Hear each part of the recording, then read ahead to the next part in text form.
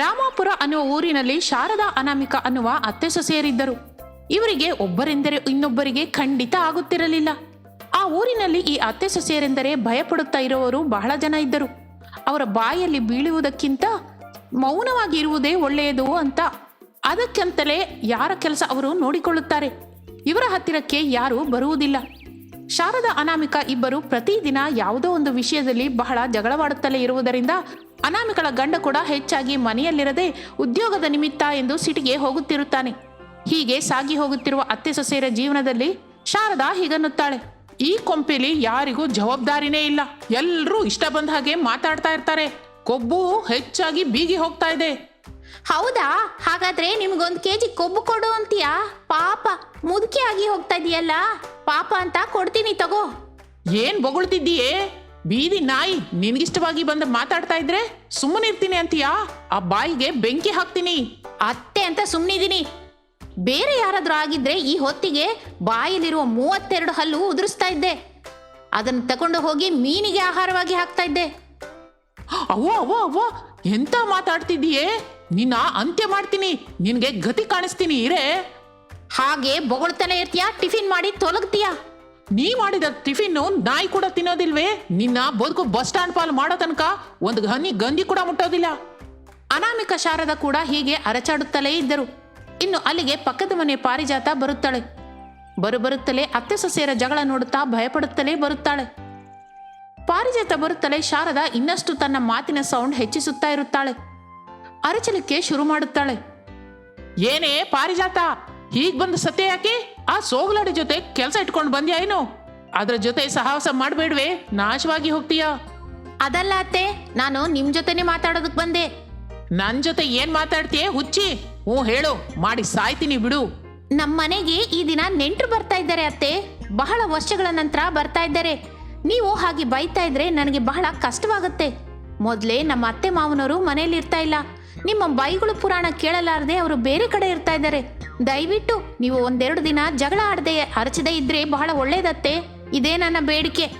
ಓ ಹುಚ್ಚು ಹುಡುಗಿ, ಈ ವಿಷಯ ಹೇಳೋದಕ್ಕೆ ದೊಡ್ಡ ವೀರನಾರಿ ತರ ಬಂದ್ಯಾ? ನಾನೇನು ಯಾರ ಗಂಟ್ಲು ಕೊಯ್ತಾ ಇಲ್ವೇ? ನನ್ನನ್ನು ಬಂದು ಕೇಳ್ತಾ ಇದೀಯಾ? ಹೋಗೆ, ಈ ಮನೆಯಲ್ಲಿ ನನ್ನ ಸೊಸೆ ಇದ್ದಾಳಲ್ಲ, ಅವಳಿಗೆ ಸರಿಯಾಗಿ ಬುದ್ಧಿ ಹೇಳು.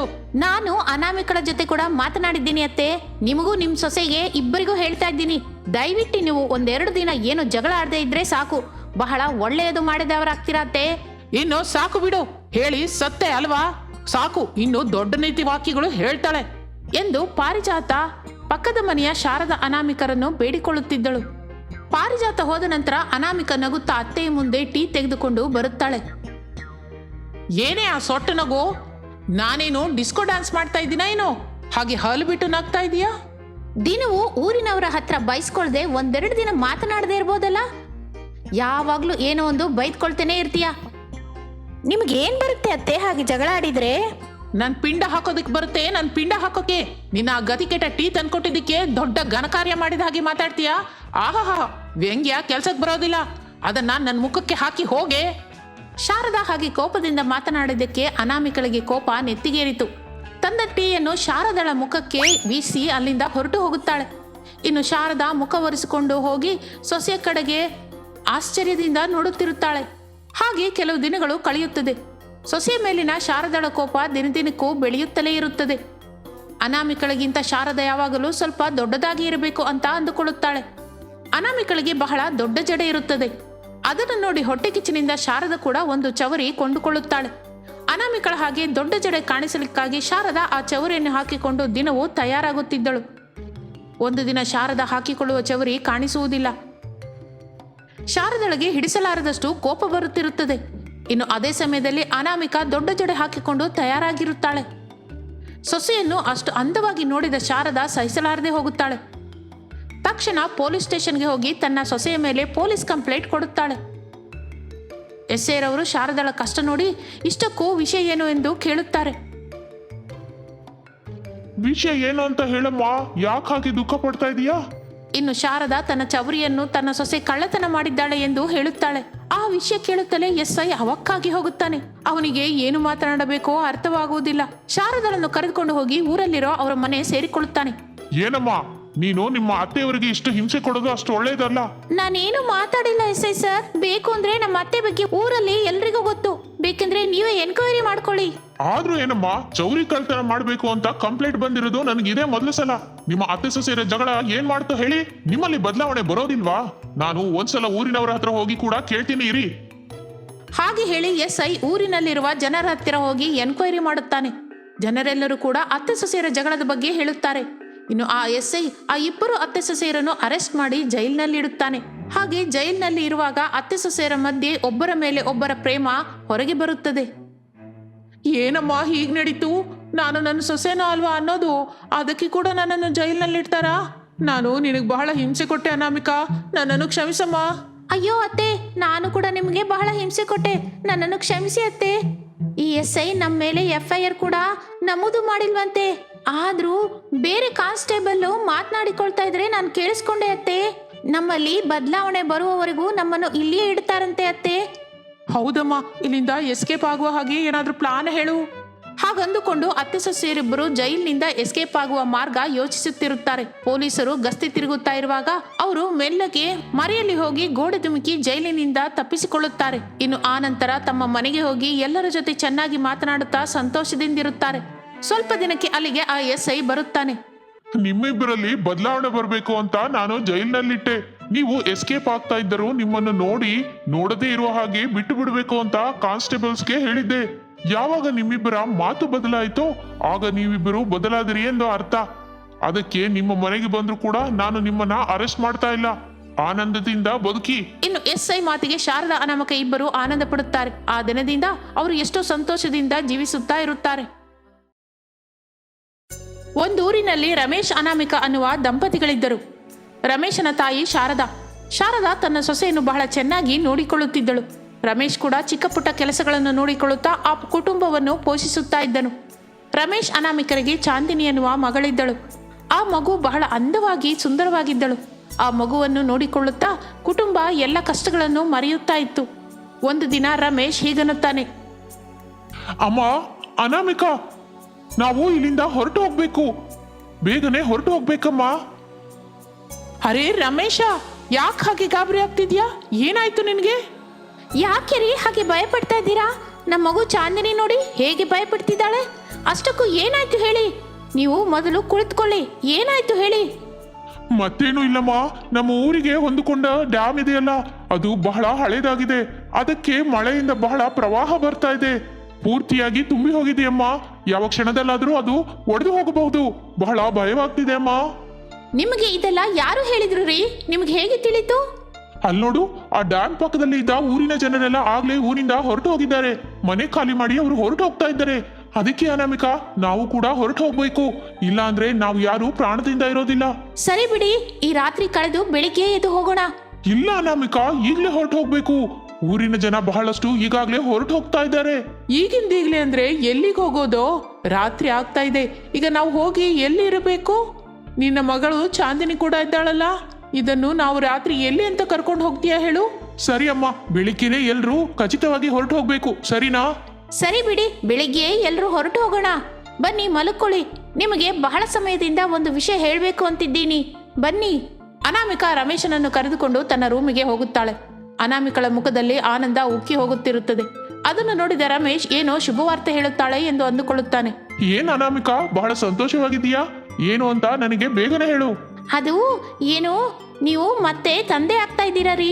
ನಿಮಗೆ ಈ ಸಲ ಮಗನೇ ಹುಟ್ಟತಾನೆ ಬಿಡಿ. ಹಬ್ಬ ಮಾಡಿ. ನಿಜವಾ? ಒಳ್ಳೆ ಸುದ್ದಿ ಹೇಳಿದೆ. ನನಗೆ ಬಹಳ ಸಂತೋಷವಾಗಿದೆ. ಈ ವಿಷಯ ತಕ್ಷಣ ಅಮ್ಮನಿಗೆ ತಿಳಿಸೋಣ. ಇನ್ನು ರಮೇಶ್ ತನ್ನ ತಾಯಿ ಶಾರದಾಳ ಹತ್ತಿರ ಹೋಗುತ್ತಾನೆ. ಆ ಸಮಯದಲ್ಲಿ ಶಾರದಾ ತನ್ನ ಮೊಮ್ಮಗಳಿಗೆ ಕತೆ ಹೇಳುತ್ತಿರುತ್ತಾಳೆ. ಅಮ್ಮ, ನಿನ್ ಸೊಸೆ ಮತ್ತೆ ನನ್ನನ್ನು ತಂದೆ ಮಾಡ್ತಾ ಇದ್ದಾಳೆ ಅಮ್ಮ. ನಿನಗೆ ಈ ಸಲ ಮೊಮ್ಮಗ ಬರ್ತಾ ಇದ್ದಾನೆ. ಭಗವಂತ, ಬಹಳ ಒಳ್ಳೆ ವಾರ್ತೆ ಹೇಳಿದೆ ಮಗನೇ.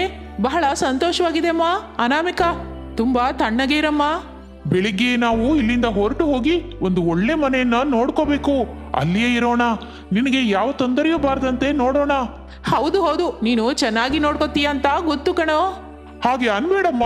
ನನ್ನ ಮಗಳು ಚಾಂದಿನಿ ಕೂಡ ಯಾವ ಲೋಪವೂ ಬಾರದಂತೆ ನೋಡ್ಕೋತೀನಿ ನೋಡು. ಅನಾಮಿಕಾ, ನನ್ನ ಮಗಳಿಗೆ ಯಾವ ತೊಂದರೆಯೂ ಬರಬಾರ್ದು. ನನ್ನ ಪುಟ್ಟು ಮಗು, ಅದರ ಸಂತೋಷವೇ ನನಗ್ ಬೇಕು. ಹೊಟ್ಟೆಯಲ್ಲಿ ಮಗ ಹುಟ್ಟಿದರೂ ಚಾಂದಿನಿಯೇ ನನ್ನ ಪ್ರಾಣ. ಸರಿ ಬಿಡಿ, ನಿಮ್ಮ ತಂದೆ ಮಗಳ ಪ್ರೇಮ. ಬನ್ನಿ ಹೋಗಿ ಮಲಕ್ಕೊಳ್ಳೋಣ ಎಂದು ಅನಾಮಿಕ ಶಾರದಾ ಇಬ್ಬರು ಮಲಗುತ್ತಾರೆ. ಆ ರಾತ್ರಿ ಮಳೆಯ ಪ್ರವಾಹ ಹೆಚ್ಚಾಗಿ ಡ್ಯಾಮ್ ಒಡೆದು ಹೋಗುತ್ತದೆ. ಆ ಊರುಗಳಿಗೆ ನೀರೆಲ್ಲ ತುಂಬಿ ಬಿಡುತ್ತದೆ.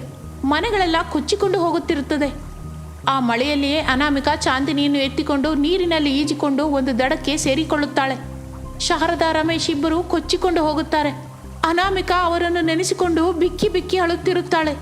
ಇನ್ನು ಮಾಡುವುದಕ್ಕೆ ಏನೂ ಇಲ್ಲದೆ ತನ್ನ ಮಗಳು ಚಾಂದಿನಿಯನ್ನು ಕರೆದುಕೊಂಡು ಹೊರಡುತ್ತಾಳೆ. ಅಯ್ಯೋ ಭಗವಂತ, ನನಗೆ ಯಾಕಿಂಥ ಶಿಕ್ಷೆ ಕೊಟ್ಟೆ ತಂದೆ? ನಾನೇನು ಪಾಪ ಮಾಡಿದೆ? ನನ್ನ ಗಂಡ ಮೊದಲೇ ಹೇಳಿದ್ರು ನಾನೇ ಪಾಪಿಷ್ಟೆ. ನಾನೇ ಒಪ್ಕೊಳ್ಳಿಲ್ಲ. ಅವ್ರು ಹೇಳಿದಾಗಲೇ ಹೊರಟು ಹೋಗಿದ್ರೆ ಈ ಹೊತ್ತಿಗೆ ಎಲ್ಲರೂ ಸಂತೋಷವಾಗಿ ಬದುಕ್ತಾ ಇದ್ದೀವು. ಈಗ ನನ್ನ ಕಣ್ಮುಂದೆಯೇ ಅವರು ನೀರಲ್ಲಿ ಬೆರೆತು ಹೋದರು. ಬಂಗಾರದಂಥ ಅತ್ತೆನ ದೂರ ಮಾಡಿಕೊಂಡೆ. ದೇವ್ರೇ, ನನಗೀಗ ಯಾರೂ ಇಲ್ಲ. ನಾವು ಅನಾಥರಾಗಿ ಹೋದ್ವಿ. ಅನಾಮಿಕ ಬಿಕ್ಕಿ ಬಕ್ಕಿ ಅಳುತ್ತಿರುತ್ತಾಳೆ. ಚಾಂದಿನಿಯನ್ನು ತನ್ನ ಎದೆಗೊತ್ತಿಕೊಂಡು ಅಳುತ್ತಾ ಒಂದು ರಸ್ತೆ ಮಾರ್ಗದ ಹತ್ತಿರ ಸೇರಿಕೊಳ್ಳುತ್ತಾಳೆ. ರಾತ್ರಿ ಆ ರೋಡ್ ಪಕ್ಕದಲ್ಲಿ ಇದ್ದ ಫುಟ್ಪಾತ್ ಮೇಲೆ ಮಲಗಿ ನಿದ್ರೆ ಹೋಗುತ್ತಾಳೆ. ಬೆಳಿಗ್ಗೆ ಏಳುವ ಹೊತ್ತಿಗೆ ಬಹಳ ಜನ ಆ ದಾರಿಯಿಂದ ಹೋಗುತ್ತಿರುತ್ತಾರೆ. ಚಾಂದಿನಿ ಹಸಿವೆ ತಟ್ಟುಕೊಳ್ಳಲಾರದೆ ಹೋಗುತ್ತಾಳೆ. ಅಮ್ಮ ಅಮ್ಮ, ನಂಗೆ ಬಹಳ ಹಸಿವಾಗ್ತಿದೆ ಅಮ್ಮ. ಏನೋ ಒಂದು ತಿನ್ಬೇಕಂತಿದೆ ಅಮ್ಮ. ನನ್ನ ಹತ್ರ ಆಗ್ತಾ ಇಲ್ಲಮ್ಮ. ಸ್ವಲ್ಪ ಇರಮ್ಮ, ನಿನಗೆ ತಿನ್ನೋದಕ್ಕೆ ಏನಾದರೂ ತರ್ತೀನಿ. ಅನಾಮಿಕ ಆ ಸುತ್ತಮುತ್ತಲಿನ ಮನೆಯ ಹತ್ತಿರ ಹೋಗಿ ಭಿಕ್ಷೆ ಕೇಳುತ್ತಾಳೆ. ತನ್ನ ಮಗಳಿಗಾಗಿ ಭಿಕ್ಷೆ ಎತ್ತಿಕೊಂಡು ಬಂದು ತುತ್ತು ಮಾಡಿ ತಿನ್ನಿಸುತ್ತಾಳೆ. ಚಾಂದಿನಿ ಹೊಟ್ಟೆ ತುಂಬ ಊಟ ಮಾಡುತ್ತಾಳೆ. ಚಾಂದಿನಿ ಹೊಟ್ಟೆ ತುಂಬ ಊಟ ಮಾಡಬೇಕು ಅಂತ ಆ ಮಾತು ಈ ಮಾತು ಹೇಳುತ್ತಾ ತಿನ್ನಿಸುತ್ತಾಳೆ. ಚಾಂದಿನಿ ಹೊಟ್ಟೆ ತುಂಬ ತಿನ್ನುತ್ತಾಳೆ. ಹಾಗೆ ಸ್ವಲ್ಪ ದಿನ ಚಾಂದಿನಿಯನ್ನು ಅನಾಮಿಕ ಭಿಕ್ಷೆ ಬೇಡುತ್ತಾ ಸಾಕುತ್ತಾಳೆ. ದಿನಗಳು ಕಳೆಯುತ್ತಿದ್ದ ಹಾಗೆ ಅನಾಮಿಕ ತುಂಬು ಗರ್ಭಿಣಿಯೇ ಆಗುತ್ತಾಳೆ. ಯಾವ ಕೆಲಸವೂ ಮಾಡಿಕೊಳ್ಳಲಾಗುವುದಿಲ್ಲ. ತನ್ನ ಮಗು ಚಾಂದಿನಿಯನ್ನು ಎತ್ತಿಕೊಂಡು ಹೋಗಲಾರದೆ ಹೋಗುತ್ತಾಳೆ. ತನ್ನ ಮಗುವನ್ನು ನೋಡಿಕೊಳ್ಳಲಾರದೆ ಹೋಗುತ್ತಾಳೆ. ಅದೇ ಸಮಯದಲ್ಲಿ ಅನಾಮಿಕಳ ಹತ್ತಿರ ಒಂದು ಕಾರು ಬಂದು ನಿಲ್ಲುತ್ತದೆ. ಆ ಕಾರಿನಿಂದ ಪ್ರಸಾದ್, ವನಜಾ ಅನ್ನುವ ದಂಪತಿಗಳು ಇಳಿಯುತ್ತಾರೆ. ನೋಡಮ್ಮ, ನಿನ್ನನ್ನು ನೋಡ್ತಾ ಇದ್ರೆ ತುಂಬು ಗರ್ಭಿಣಿ ಆಗಿದ್ದೀಯಾ, ಅಲ್ಲದೆ ಬಹಳ ಬಡವಳ ಹಾಗೆ ಕಾಣಿಸ್ತಾ ಇದೀಯಾ. ಇಲ್ಲಿ ನೋಡಮ್ಮ, ನಮಗೆ ಮಕ್ಕಳಿಲ್ಲ. ನೀನು ನಿನ್ನ ಮಗುವನ್ನು ನನಗೆ ಕೊಟ್ಟರೆ ನಾವು ನಿನಗೆ ಸ್ವಲ್ಪ ದುಡ್ಡು ಕೊಡ್ತೀವಿ. ಅದರಿಂದ ನೀನು ನಿನ್ನ ಹೊಟ್ಟೆಯಲ್ಲಿ ಬೆಳೀತಾ ಇರುವ ಮಗುವನ್ನು ಬಹಳ ಚೆನ್ನಾಗಿ ನೋಡ್ಕೋಬಹುದು. ನೀನು ನಮಗೆ ಚಾಂದಿನಿಯನ್ನು, ನೀನು ನಮಗೆ ನಿನ್ನ ಮಗಳನ್ನು ಕೊಡಮ್ಮ. ಬಹಳ ಮುದ್ದಾಗಿ ಬೆಳೆಸ್ತೀವಿ. ಯಾವ ಕಷ್ಟವೂ ಬರಲು ಬಿಡೋದಿಲ್ಲ. ನಮ್ಮ ಆಸ್ತಿ ಪಾಸ್ತಿಗಳೆಲ್ಲ ನಿನ್ನ ಮಗಳದ್ದೇ. ನನಗೆ ಸ್ವಲ್ಪ ಸಮಯ ಕೊಡಿ ಎಂದು ಅನಾಮಿಕ ಆಲೋಚಿಸುತ್ತಾಳೆ. ಇನ್ನು ಆ ಸಮಯದಲ್ಲಿ ತನ್ನ ಗಂಡ ಅಂದ ಮಾತುಗಳು ನೆನಪಿಗೆ ತರುತ್ತಾಳೆ ಅನಾಮಿಕ. ಅವಳನ್ನು ಕಣ್ಣಿನ ರೆಪ್ಪೆ ಹಾಗೆ ಕಾಪಾಡಬೇಕು ಅಂತ ಮತ್ತು ಅವಳಿಗೆ ಯಾವ ಕಷ್ಟವೂ ಬಾರದಂತೆ ನೋಡಬೇಕು ಅಂತ ರಮೇಶ್ ಅಂದ ಮಾತುಗಳು ಅವಳಿಗೆ ನೆನಪಿಗೆ ಬರುತ್ತದೆ. ಆ ವಿಷಯವನ್ನು ಅನಾಮಿಕ ನೆನಪಿಸಿಕೊಂಡು ಬಹಳ ದುಃಖ ಪಡುತ್ತಾಳೆ. ತನ್ನ ಮಗಳು ಚಾಂದಿನಿಯನ್ನು ಅವರ ಜೊತೆಯಲ್ಲಿ ಕಳುಹಿಸುವ ತ್ಯಾಗ ಮಾಡುತ್ತಾಳೆ. ತನ್ನ ಮಗಳು ಚಾಂದಿನಿಯನ್ನು ಕೊನೆ ಸಾರಿ ಎತ್ತಿಕೊಂಡು ಮುದ್ದಾಡುತ್ತಾಳೆ.